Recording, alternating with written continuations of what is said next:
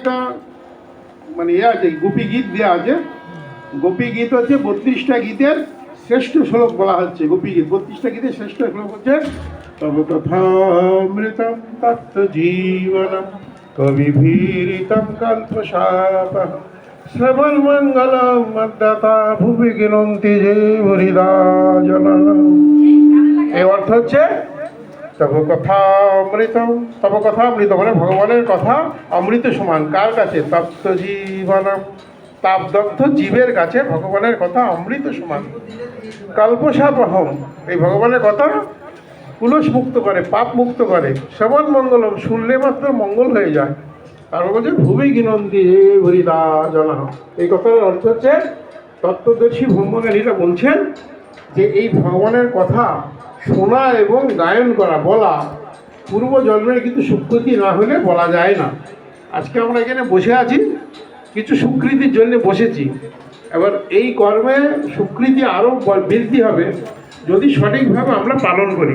যজ্ঞের মহিমা সম্বন্ধে আগেই বলেছি যে যজ্ঞ করলে গীতাতে ভগবান কিভাবে বলছেন, সমস্ত কর্মকে কিভাবে যজ্ঞে পরিণত করতে বলছেন। সবাই হয়তো এসে পৌঁছায়নি, শোনেনি, আপনারা যেমন পরে এসছেন আর কি, শুনতে পাননি, সেটাও দুর্ভাগ্য আর কি, শুনতে পারলেন আর কি, অল্প একটু মানে পেলেন। সেখানে ভগবানের এই যে কথা শ্রবণ করাটাও পূর্বজন্মের স্বীকৃতি, বলাটাও স্বীকৃতি। এই জন্যে আজকে আমরা বসতে পেরেছি, ভগবানকে ধন্যবাদ তার জন্য। তো আমরা যে যজ্ঞে কর্ম করলাম, প্রথম একটা ব্যাখ্যা তো বললাম সে তখন, তো যারা শুনেছে শুনেছে, না শুনেছে আর দ্বিতীয়বার করলাম না।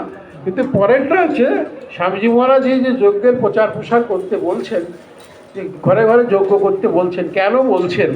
সেটা হচ্ছে যে গীতার ওই আহুতি নিয়ে আমরা যেটা বললাম আর কি, যেগুলো করলে দূষণমুক্ত হয় পরিবেশ, এবং দূষণমুক্ত হওয়া মানে প্রত্যেকেরই উপকার হবে।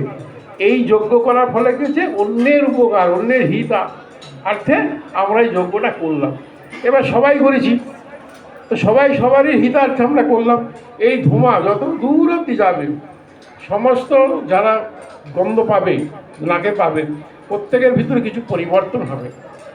যজ্ঞ করে যদি কারো পরিবর্তন না হয়, তাহলে জানতে হবে সে ঠিক মতন করেনি প্রাণায়াম।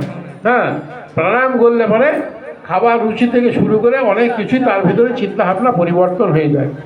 এই জন্যে স্বামীজি মহারাজের এই যে মানে পরিকল্পনা, বা সারা দেশ জুড়ে যে সারা বিশ্ব জুড়ে পরিকল্পনা দিলেন আর কি, যে যজ্ঞ, ফলটা কী হচ্ছে? সারা বিশ্বের লোক উপকৃত হলেন।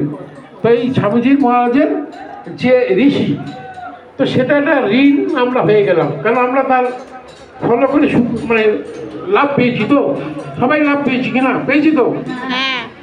তো তাহলে আমরা কি স্বামীজি মহারাজের কাছে ঋণই হলাম? তো সেই ঋণ শোধ করার জন্য এটা একটা যজ্ঞ আহুতি দিলাম। একে বলছে ঋষি ঋণ, দেব ঋণ। দেবতাদের সম্বন্ধে আগেই বলেছি, দেবতাদের আমরা ঋণ শোধ করছি, কারণ দেবতারা আমাদের খাদ্য অন্ন যেভাবে দিচ্ছেন, জোগাড় দিচ্ছেন, তো তার জন্য আমরা দেবতাদের সন্তুষ্ট করছি। এবার 5 রকমের যজ্ঞ। পিতৃ ঋণ, পিতৃমাতৃ ঋণ হয় কিনা, বাবা মার থেকে শরীর আমাদের পাওয়া, এটা নিয়েও আমরা একটু ব্যাখ্যা বলেছি যে আমাদের শেষ ডিএনএ হচ্ছে হরি, কারণ ভগবানের থেকে আমরা পরপর পরপর পরপর এসছি। কারণ আমাদের প্রত্যেকে আমরা এইটুকু জানি যে কোনো মুনির গোত্র আমাদের, তাই তো।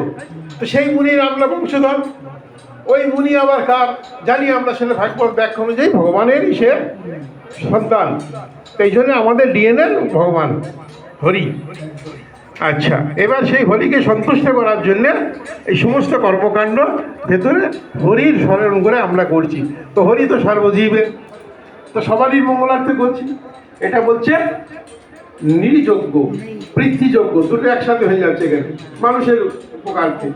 আর বলছে ভূতযজ্ঞ। ভূতযজ্ঞ কি না, পাখি পক্ষ পশু এদেরকে আমরা একটু জল দিলাম, একটু খাবার দিলাম, আহার দিলাম। ছাদের উপর যদি আমরা একটু জল দিই, পাখিরা তো জলের অভাব বোধ করে না, হ্যাঁ, তো একটু খাবার দিলাম। এই সামান্য এইটা করতে পারলে এতে বলা হচ্ছে ভূতযজ্ঞ। তো প্রতিদিন আমরা এটা যদি করি, এটা হচ্ছে অগ্নিহোত্রী যজ্ঞ। সামান্য আগুন জ্বালিয়ে প্রতিদিন আমরা যদি এটুকু করি, আমরা লাভ পাবো। সবাই প্রাণায়াম করব, কারণ এই ধোঁয়া কিন্তু সাংঘাতিক লাভ তার আর কি। এটা আমরা তো অক্সিজেন প্রচুর পরিমাণ হচ্ছে, এই জন্যে প্রাণায়াম একটা বিষয় থাকবে আর কি সবাই। এমনি শ্বাস নাকে হাত না দিলেও চলবে, জোরে শ্বাস নিলাম এরকম না, একটু ইনহেল করবো, জোরে জোরে করবো আর কি। এখানে কিন্তু পরিবেশ এভাবেই তৈরি আছে। তো যজ্ঞ একটা পরিণাম আমরা বললাম, একটা ফল বললাম। তো স্বামীজি মহারাজ যেটা কীভাবে দিয়েছেন সেটাও আমরা ক্লিয়ার হলো নিশ্চয়ই। এবার আমরাও নিজেরা একটু নিজেদের অভিজ্ঞতা আমরা যদি বলা শেয়ার করার চেষ্টা করি, আমরা করলে ভালো হয়। সবারই কিছু অভিজ্ঞতা আমরা বলতে পারি। আর হচ্ছে যে এবার পরিণামটা আমরা একটা বললাম যে এইরকম লাভ হচ্ছে। প্রথমটা আমরা গীতার থেকে বলে দিলাম যে এই ধোঁয়া কী করছে, মেঘ সৃষ্টি করছে, মেঘ বর্ষা সৃষ্টি করছে, এভাবে একটা লাভ আছে। আর একটা লাভ হচ্ছে মানুষের ভেতরে এই শ্বাসক্রিয়া দেওয়া মানুষের উপকার হচ্ছে, সেটা একটা